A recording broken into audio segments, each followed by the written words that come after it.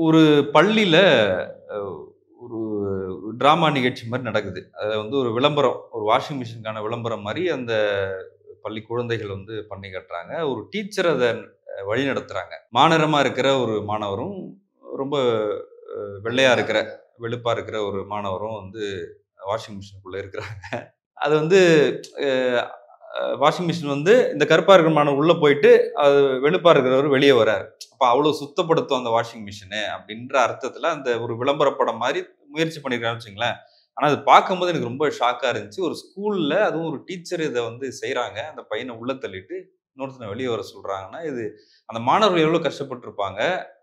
மாநிறமா இருக்கிற அந்த மாணவரா இருந்தாலும் சரி, பல மாணவர்கள் வந்து அது எவ்வளோ இல்ல பாதிச்சிருக்கும். இதுல வந்து சொல்லப்படாத ஒரு கருத்து என்னன்னா, பழுப்பு நிறம் என்பது அழுக்குன்னு அவங்க சொல்றாங்க ஆ. பாருங்க. வாஷிங் மிஷின்ல போட்டு எடுத்தா அது அழுக்கு போய் வெள்ளையா வருதுன்னு அர்த்தத்துல சொன்னாங்கன்னா, அது எவ்வளோ சயின்டிஃபிக்கலி ரொம்ப தப்பான ஒரு விஷயம். இந்த பழுப்பு நிறம்ன்றது அழுக்கு கிடையாது. இது ஒரு பிக்மெண்ட். எதுக்கு இருக்கு? இயற்கையில கஷ்டப்பட்டு உருவாக்குன ஒரு பிக்மெண்ட். ஒரு ஒரு பூவும் ஒரு ஒரு நிறத்துல இருக்குன்னா, காரணத்தோட தான் இருக்கு.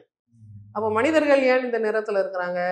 இந்த பூமியில இருக்கிற வேற வேற இடத்துல இருக்கிற மனிதர்கள் வேற வேற நிறத்துல இருக்கிறாங்க. நேரடியா பூமத்திய ரேகைக்கு எதிர்ல இருக்கிறவங்க, பூமத்திய ரேகைக்கு அடியில இருக்கிறவங்க நல்ல டார்க்கெஸ்ட் டார்க்கா இருக்கிறாங்க. ஏன்னா அவங்களுக்கு தான் கேன்சர் வரதுக்கு வாய்ப்பு அதிகம். அந்த அல்ட்ரா வயலட் ரேடியேஷன் வந்து நம்ம ஜெனடிக் மெட்டீரியல்லாம் டேமேஜ் பண்ணிச்சுன்னா குழந்தை குட்டி கூட பொறக்காது. அப்ப அத புரொடெக்ட் பண்றதுக்காக நமக்கு எக்ஸ்ட்ரா லோட் ஆஃப் மெலனின போட்டு, உன் ஜனத்தொகை பெருகுக, உனக்கு கேன்சர் வராம தடுப்பதாகுங்கன்னு இயற்கை நமக்கு வரம் குடுத்துருக்குன்னா, அந்த வரத்த நம்ம பாராட்டணுமா, மெச்சணுமா, இல்ல இது மாரி தூட்டணுமான்றத நம்ம யோசிக்கிறோம். அப்ப ஏன் மத்தவங்களுக்கெல்லாம் அது இல்ல? துருவ தேசவாசிகளுக்கு ஏன் இல்லன்னா, துருவ தேசத்துல நேரடியா சூரியனோட ரேகை போகாது. கோணலா போகும். கோணலா போற அந்த ரேகையில first of all ultraviolet radiation இல்ல. 2வது வரதே கோணலான ரேஸ். அந்த ரேஸ் பட்டா தான் உடம்புல விட்டமின் டி உற்பத்தி ஆகும். விட்டமின் டி உற்பத்தி ஆனா தான் பல்லும், எலும்பும் ஸ்ட்ராங்கா இருக்கும். அப்போ விட்டமின் டிய உரியணும்னா, இந்த மெலனின் இருக்கக்கூடாது. மெலனின நீக்கினா தான் விட்டமின் டிய உரிய முடியும். அப்போ அவங்க கொஞ்சம் மியூட்டேட் ஆயிட்டாங்க. அவங்களோட மெலனின் படிப்படியா குறைஞ்சு அப்படியே மொத்தமா மெலனினே இல்லாத நேரத்துக்கு இந்த ஸ்காண்டினேவியன் கண்ட்ரீஸ்ல இருக்கிறவங்க இருக்கிறாங்க. அதே ஸ்காண்டினேவியன் நேஷன்லேருந்து வர மனிதர் இந்தியாவுக்கோ, இலங்கைக்கோ, மலேசியாவுக்கோ வராருன்னு வச்சுக்கோங்களேன். படிப்படியா அவங்க ப்ரவுன் ஆயிட்டே வருவாங்க. ஆனா அதுல பிரச்சனை என்னன்னா, அவங்களுக்கு ஸ்கின் கேன்சர் வரதுக்கான சாத்தியக்கூறு அதிகம். இப்ப ஆஸ்திரேலியால போய் தங்கி இருக்கிற மனிதர்கள், இப்ப நீங்க ஆஸ்திரேலியன் கிரிக்கெட்டர்ஸ் பார்த்திருப்பீங்க. அவங்க கிரிக்கெட் ஆடும்போது இங்கலாம் வெள்ள கலர்ல பெயிண்ட் அடிச்சுட்டு ஆடுவாங்க. ஏன்னா அது அடிக்கலன்னா சூரியன் பட்டு அவங்களுக்கு கேன்சர் வந்துரும். அந்த கேன்சர் தான் இருக்கிறதுலே வேகமா பரவுற கேன்சர். தோலோட cancer. Skin cancer. Skin cancer. அந்த கேன்சர் நமக்கு வராது. ஏன்னா நமக்கு மெலனின் இருக்கு. அப்ப இதுதான் அது பின்னாடி இருக்கிற ஆக்சுவல் சயின்ஸ். ஆனா இவங்க எப்படி கட்டமைக்கிறாங்கன்னா, இது வந்து உன்கிட்ட இருக்கிறது ஸ்பெஷல்னு சொல்ல மாட்டாங்க. இது உன்கிட்ட இருக்குது அழுக்கு. நம்ம ஊர்ல நெறைய சொல் பிரயோகங்களும் தவறா இருக்கும். நம்மகிட்ட பேசும்போது என்ன சொல்லுவாங்கன்னா, அவங்க ரொம்ப கலரா இருப்பாங்கன்னு சொல்லுவாங்க. அவங்க என்ன சொல்றாங்கன்னா, கலரா இருக்கிறாங்கன்னா, வெள்ள வெளேர்ன்னு இருப்பாங்கன்ற அர்த்தத்துல சொல்லுவாங்க. ஆனா அமெரிக்கால போய் கலர்டு பீப்பிள்ன்னு சொன்னா, அவங்க கருப்பு நிறத்தவரே கலர்டு பீப்பிள்ன்னு சொல்லுவாங்க. அவங்க ஊர்ல போய் கலரா இருப்பாங்கன்னா, அவங்க ப்ரவுன் பீப்பிள சொல்றாங்க. ப்ரவுன் இல்ல பிளாக் ஹிஸ்பானிக்ஸ கலர்டு பீப்பிள்ன்னு சொல்றாங்க. அப்ப நம்ம தலைகீழ புரிஞ்சு வச்சிருக்கோம் பாருங்க. அவங்க கலர்ன்னு சொன்னா அமெரிக்கால அது கருப்பு. நம்ம ஊர்ல கலர்ன்னு சொன்னா அது வெளுப்பு. இல்ல ஆனா இது இன்னொன்னு கூட இப்ப சொல்லுவாங்க. அதாவது இங்க நம்ம வந்து பேய் வந்து வெள்ள சாரி கட்டி தான் இருக்கிறோம். அங்க பேய் வந்து கருப்பா ஆமா. காட்டுறாங்கல்ல. கருப்பு கலர்ல ஒரு ஹூடு போட்டு வரும் பேய். ஸோ இந்த மாரி மாற்றங்கள் இருக்கு. நம்ம ஊர்ல சாமி தான் வெள்ளையா ஐ மீன் சாமி தான் கருப்பா இருக்கும். பேய் வெள்ளையா இருக்கும். எல்லா கோயில்லும் சாமி கருப்பா இருக்கும் பாருங்க. ஏன்னா கிரானைட்ல பண்ண சாமிகள் இருக்கு. பட் இது இந்த குழந்தைகளோட மனச எப்படி பாதிக்கும்? இப்ப நம்ம சயின்ஸ் எல்லாம் நம்ம பேசிக்கிறோம். நம்ம அறிவுக்கு இதெல்லாம் புரியும். குழந்தைய பொறுத்தவரைக்கும் அது என்ன நினைக்கும்? குழந்தை பொறந்த உடனே ஐயய்யோ! கருப்பா இருக்கா? அப்படிதான் சொல்லுவாங்க. ஐயய்யோ! குழந்தை கருப்பா பொறந்துச்சே! இது என்ன கஷ்டப்பட போதோ தெரியல அப்படின்னு சொல்லுவாங்க. காது கருப்பா இருக்கா பாரு. ஆ காத திருப்பி பாரு, அது கருப்பா இருக்கா, வெள்ளையா இருக்கா அப்படின்னு இந்த பாட்டிங்களுக்கு இதான் வேலை. அப்போ நீ வெயில்ல போகாத, நீ கருத்து போயிடுவ. கருப்பா இருந்தா உன்னை எவன் கட்டிப்பான்? இல்ல கருப்பா இருந்தா அது அப்படிதான் இருக்கும் அப்படின்னு சொல்றதெல்லாம் குழந்தைகளோட மனநிலையில என்ன எண்ணத்தை உருவாக்குதுன்னா, அப்ப இது ஏதோ விதத்துல இன்ஃபீரியர், இது தாழ்வானது. அப்ப இதுலேருந்து இந்த தாழ்மையிலேருந்து நான் வெளியில வரணும். நான் போராடி இதுலேருந்து வெளில வரணும்னு அந்த குழந்தைகள நினைக்க வைக்கிறது. அந்த குழந்தைங்களுக்கு நம்ம பண்ற க்ரூயல்டி இல்லையா? அது கொடூரம் இல்லையா?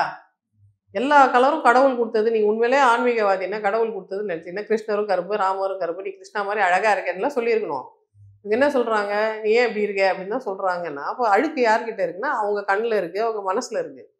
ஒரு காலத்துல அந்த ஃபேர் அண்ட் லவ்லி ஆட்லாம் ரொம்ப ஃபேமஸா இப்ப இருக்கும். ஃபேர் அண்ட் லவ்லியே அவங்க பேர மாத்திட்டாங்க பாருங்க. ஃபேர் அண்ட் லவ்லின்னு இருக்கக்கூடாது. அது வந்து கலரிஸ்ட், ரேசிஸ்டான வேர்ட்ஸு.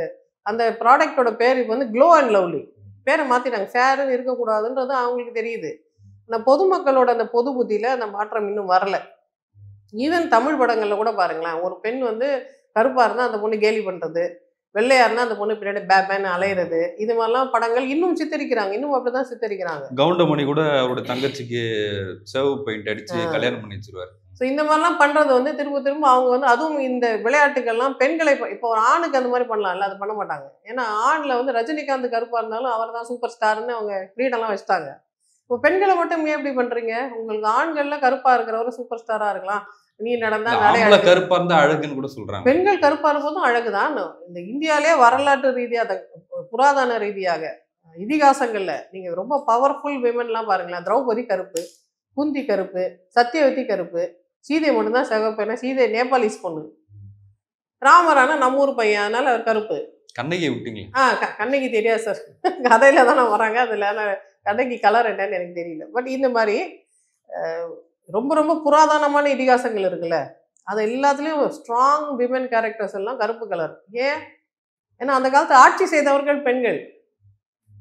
அந்த ஊர ராஜா எல்லாம் கருப்பு நிறத்தவர். அவங்க மகள்லாம் கருப்பா இருக்கிறாங்க. திரௌபதியோட ஒரிஜினல் பேரே வந்து கிருஷ்ணை. கிருஷ்ணானா கருப்பு. உன் பேர் என்னன்னு கேட்டா திரௌபதி என்ன சொல்லுவாங்க? திரௌபதின்னு சொல்ல மாட்டாங்க. அவங்க அப்பா பேர் தான் துருபதன்.